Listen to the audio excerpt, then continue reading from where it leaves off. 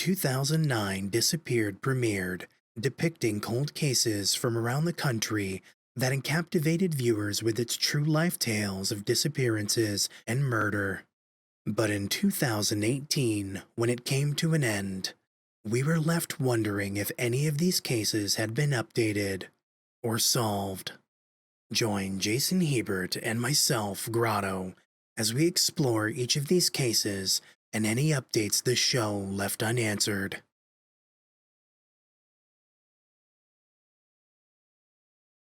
On April 25, 2009, Brittanee Drexel was staying with friends in Myrtle Beach, South Carolina for spring break, having left her home in chilly New York without her mother's permission. Around 8 p.m., she left the beachfront hotel she was staying at with friends, the Bar Harbor Hotel, and walked about a mile and a half down South Ocean Boulevard to visit a longtime friend who was staying at the Blue Water Resort. Security cameras show Brittanee arriving at the Blue Water wearing a black and white tank top, shorts, flip-flops, and carrying a beige purse. She's then seen on camera leaving around 8:45 p.m. She continued texting her boyfriend for another half hour until her text stopped suddenly around 9:15. Her boyfriend began calling first Brittanee's friends with her in Myrtle Beach and then finally her mom when he could not get in touch with her. Brittanee Drexel was never seen or heard from again. Myrtle Beach police began looking for Brittanee the following morning, speaking with her friend she was staying with and then the last known person to have seen her alive, the friend she had been visiting at Blue Water Resort, Peter Borowitz, a 20-year-old nightclub promoter Brittanee knew from the Rochester, New York area. Brittanee's phone's network pings were tracked to 50 to 60 miles south of Myrtle Beach, to an area along U.S. Route 17 near the Georgetown-Charleston County line. The area was searched for 11 days afterwards, but nothing was found. In 2011, police searched an apartment in Georgetown County, but again, that yielded no results. Then in 2016, an inmate named Taquan Brown came forward and accused Timothy Deshawn Taylor of kidnapping and killing Brittanee. Those accusations prompted the FBI to hold a press conference and announce that they believe Brittanee had been killed shortly after her disappearance, after being abducted from Myrtle Beach and brought to the Georgetown area. The problem is Brown's statements on Brittanee's demise have varied wildly. His original story of seeing Brittanee being abused and then shot inside the house while he talked in the backyard with Taylor's father has since changed, and Brown later stated he actually saw Brittanee twice,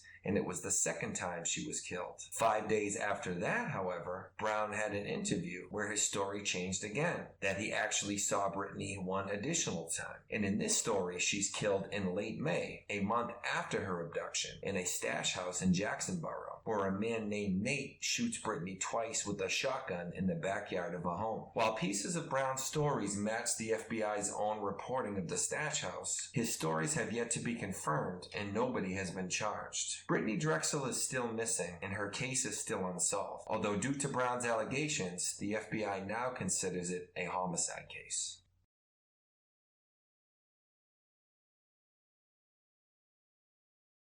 Tara Grinstead, an American beauty queen and high school history teacher who lived in Georgia, has been missing since October 22, 2005.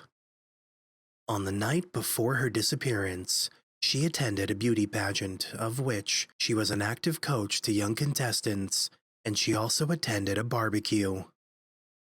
On the following Monday morning, when she didn't show up for work, Tara's coworkers called the police, who then traveled to her home where she lived alone. Upon entering, they found her cell phone inside the house, with her car still parked in the driveway, but her purse and keys were gone.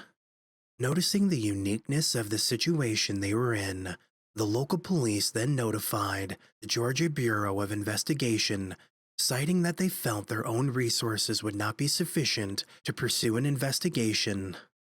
On February 23, 2017, the GBI announced that they had received a tip which led to the arrest of Ryan Alexander Duke in relation of Tara's murder.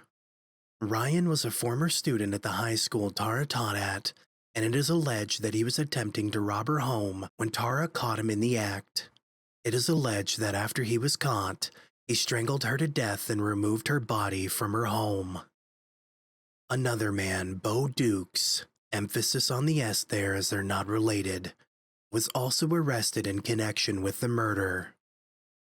He was ultimately found guilty for his role in hiding the body and was sentenced to 25 years in prison. Ryan's trial is still ongoing to this day.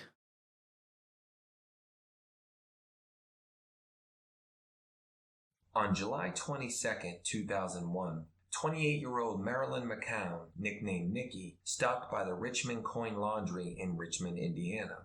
After setting her clothes to wash, she left them and went to her mother's house, where she told her mom that some Hispanic men had been harassing her at the laundromat. But after a bit, Niqui returned to the laundromat to obtain her belongings and was never seen or heard from again. Surveillance footage shows Niqui loading her clothes into her 1990 GMC Jimmy 4x4, and she didn't appear to be under duress of any kind. Initial investigations focused on Niqui's fiancé, Robert Webster. Niqui vanished just weeks before their wedding, and Webster waited only days before canceling the wedding and demanding a full refund from the reception hall. He also tried returning his wedding band for cash, but the jeweler refused. Webster said he needed the cash to help look for Niqui. Police have found no evidence against him, and he did take a polygraph test. Niqui's sister also came forward and confessed that Niqui had been secretly seeing another man behind Webster's back, named Tommy Swint, a corrections officer Niqui worked with at a state prison where she was an accounting clerk. Swint was also named a suspect in her case shortly after Niqui's disappearance. This caused him many problems, including being forced to resign from a position as police officer in Trotwood, Ohio in 2007, just months after he was hired when it was discovered he was a suspect in Niqui's disappearance but hadn't disclosed it to them. On November 3, 2001, Niqui's vehicle was located at the Meadows of Catalpa, a large apartment complex in Dayton, Ohio, where Niqui's ex-boyfriend lived. Niqui had also lived there with him in 1997. Niqui's door lock was kicked in, her ignition switch tampered with, and the battery and stereo were missing. Her laundry remained in the back seat, folded and untouched. As bad as her car being found there looked, Niqui's ex-boyfriend had an alibi and passed the polygraph test and was eliminated as a suspect in her case. In February 2010, Tommy Swint was indicted for murder in the death of Tina Marie Ivy, a prostitute from Dayton who was beaten and strangled to death in 1991. Authorities plan to question him about other homicides as well, including Niqui's. But on the day of his indictment, as police approached his home to arrest him, Swint committed suicide, taking any knowledge he may have had of Niqui's demise with him. Authorities believe that Niqui drove to Dayton after leaving the laundromat, and that whatever happened to her happened there. But her case remains unsolved and foul play is suspected.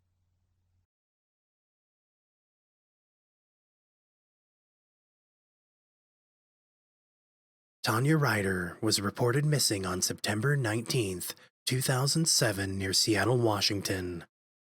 A week later, she was found on the same day that her husband Tom was taking a polygraph to prove that he had nothing to do with her disappearance.